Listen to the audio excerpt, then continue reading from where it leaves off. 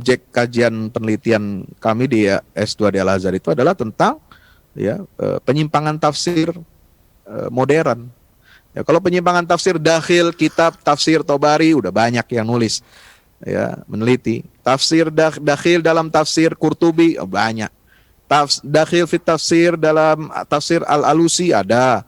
Dakhil fit tafsir Al-Kashaf apalagi Mu'tazilah banyak. Dakhil fit tafsir Sufi dalam tafsir-tafsir tasawuf itu banyak. Itu sudah banyak yang nulis. Nah, ini tafsir yang modern ini tidak banyak menulis. Karena apa? Mereka tidak bikin satu kitab tafsir yang utuh. Mana ada hermeneutika bikin tafsir 30 juz Al-Quran. Belum ada. Yang mereka ambil itu, mereka comot-comot ayat-ayat yang ditafsirkan sesuka hati, ditakwilkan oleh mereka itu adalah ayat-ayat yang berkenaan dengan masalah-masalah sosial dan politik keumatan serta bagian-bagian yang berkaitan dengan kehidupan sosial umat. Yang paling sering dipersoalkan masalah jilbab, masalah hak waris perempuan, masalah kebebasan seksual. Nah, itu kemarin ada yang baru lagi disertasi Milkul Yamin, absahnya hubungan seksual non marital di luar pernikahan. Nah, ini nanti kita bahas di sini. Kemudian macam-macam Nauzubillah min zalik. Nah, ini semua berangkat dari mana? Dari kelalaian kita untuk mendetek. Kita ini perlu deteksi, perlu detektor. Kita mau masuk bandara aja ada deteksi, ada detektornya. Ente bawa bahan peledak apa enggak? Ente bawa sesuatu yang membahayakan apa enggak? Kan digeledah, diperiksa. Nah, dalam tafsir itu mesti ada penggeledahan kalau bahasa kita ini, bahasa dunia hukum, harus ada barang bukti, harus digeledah, harus dipreteli satu-satu pemikiran itu.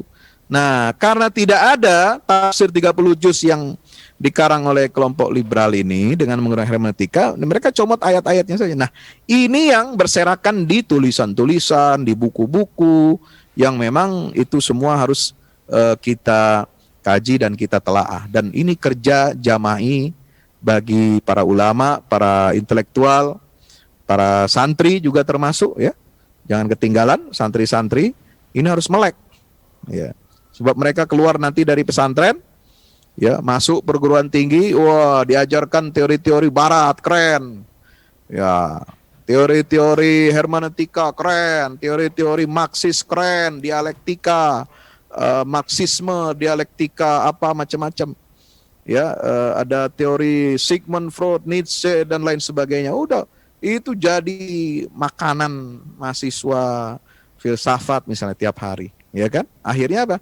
Jadi begitu, agak miring-miring dah, Nah, kalau miring sendiri sih nggak apa-apa. Ini miring-miring mau menafsirkan Quran, bikin orang lain miring, itu repot, Ngeri nih, ini persoalan ngeri, Maka itu apa? Kita lihat hermeneutika itu apa sih? Apa maunya dia? Ini barang apa ini?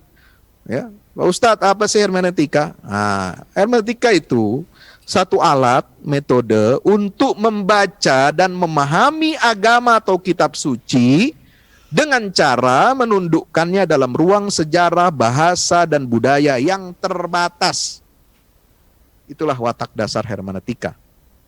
Jadi agama ini diteropong, agama itu intinya apa sih? Dari kitab suci. Ya udah Quran, ambil Quran lo. Diteropong, dipakai dibaca, pakai metode alat, didudukkan kitab suci ini sebagaimana mereka dulu memperlakukan Bible, Taurat dan Injil, ini mereka ingin transfer metode itu kepada kita umat Islam supaya kita perlakukan kitab suci kita Al-Quran ini sama dengan mereka perlakukan kitab suci mereka, Bible itu. Didudukkan, ditundukkan ke dalam ruang sejarah, bahasa, dan budaya yang terbatas.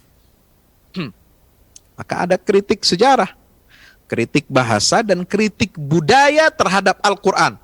Contoh misalnya, Quran ini katanya apa? Hukumnya itu budaya patriarki. Quran ini hukum itu budaya Arab. Hanya cocok di abad ke-7 Masehi aja bos. Ya, kritik bahasa Al-Quran apa sih? Kok bahasanya begini kagak paham kita? Bukan ente yang ya, bukan salah Quran bahasanya, entenya yang error. Ya, bahasa Al-Quran kagak ngerti. Ya, i'rabnya aja disalah-salahin. Nah, gitu baca tuh.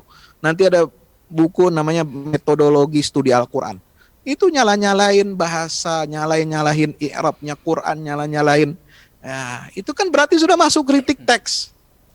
Ya, mereka bilang kita nggak mau mengganti Quran kok. Nah, ternyata setelah kita baca buku-buku liberal ini, ya, diantaranya rekonstruksi sejarah Quran dan sebagainya, itu termasuk buku metodologi studi Al-Quran, itu mereka kritik juga teks Al-Quran dan mau diganti. Ada mereka ikuti proyek orientalis yang disebut dengan ya proyek bagaimana kita membuat Al-Quran edisi kritis. Al-Quran baru edisi kritis. Bukan edisi revisi lagi, edisi kritis. Sehingga lahirlah tafsir yang kritis, yang mereka katakan tafsir revolusioner, tafsir yang progresif, tafsir yang maju, wah, tercerahkan, wah, gitu ya. Nah, ini apa benar seperti itu? Nah, kita lihat hermeneutika ini.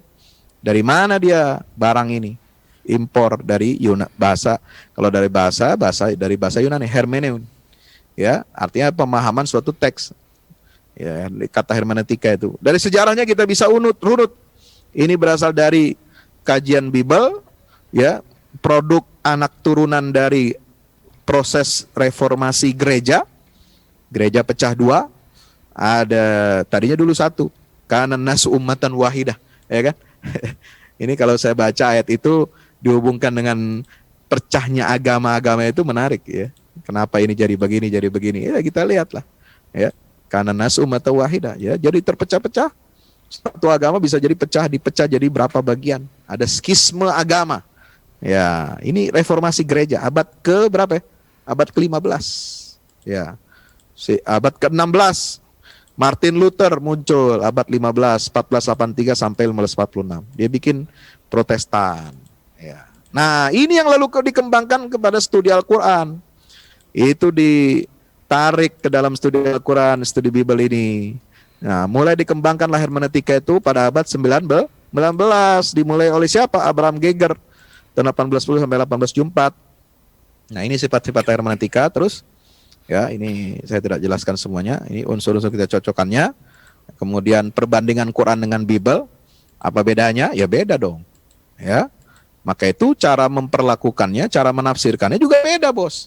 Ya, nggak bisa disamakan. Ya, Quran, Bible, cara tafsirnya juga beda. Karena berkaitan dengan status teksnya yang memang berbeda. Kalau Quran itu teks wahyu.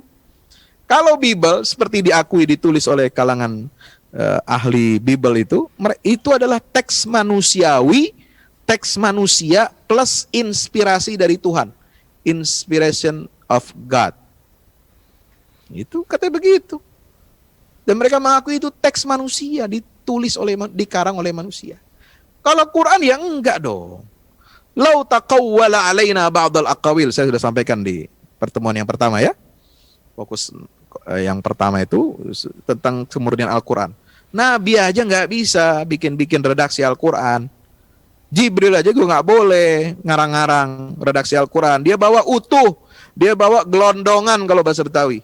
Dia bawa kalau bahasa kerennya build up, ya, impor mobil build up dari negara asalnya. Ya begitulah Al-Quran bahasanya. Nggak bisa macam-macamin, dibikin-bikin sama malaikat Jibril ataupun Nabi Muhammad SAW. Apalagi sahabat, nggak ada. Ya. Maka sifat wahyu ini adalah final dan otentik. Maka tafsirnya yang cocok untuk redaksi Al-Quran, teks Al-Quran adalah tafsir terhadap makna teks, tafsir makna teks, bukan tafsir kontekstualisasi. Kenapa demikian? Karena ini yang akan melahirkan universalitas Al-Quran. Beda dengan Bible.